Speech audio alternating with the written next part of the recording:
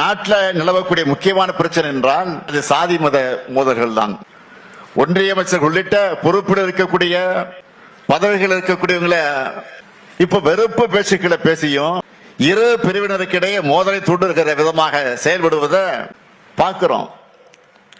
தனிப்பட்ட முறையிலான நம்முடைய கொள்கைகளுக்கு நம்ம இந்திய நாட்டை ஒருமைப்பாட்டை அமைதியை சீர்குலைக்கக்கூடிய நாசகார வேலையை அவங்க ஈடுபட்டு இருக்காங்க. நாட்டில் இஸ்லாமியர்கள், கிறிஸ்தவர்கள், ஆதி திராவிடர்கள், பிற்படுத்தப்பட்ட மக்கள்னு எல்லாரும் அச்சத்தில் வாழக்கூடிய ஒரு நிலைமை இன்றைக்கு ஏற்பட்டிருக்கு. இப்போ அண்மையில் நடந்த கிறிஸ்துமஸ் சமய விழா நடந்துச்சு. அந்த சமயத்தில் நாட்டில் பல்வேறு இடங்கள் நடந்த தாக்குதலை பற்றி எல்லாருக்கும் தெரியும். சில ஆண்டுகளுக்கு முன்னாடி நம்ம நாட்டில் இந்த நிலைமை இருந்துச்சா? ஊரே ஒண்ணு சேர்ந்து மகிழ்ச்சியா இருந்த காலம் போய் ஒருத்தருக்கு ஒருத்தரை எதிரியா கட்டமைக்கிற வேலையை பிளவுவாத சக்திகள் இன்றைக்கு தெளிவா செஞ்சிட்டு இருக்காங்க. அன்பு செய்ய சொல்லித்தர வேண்டிய ஆன்மீகத்தை சில கும்பல் வம்பு செய்வதற்காக பயன்படுத்துகிறாங்க.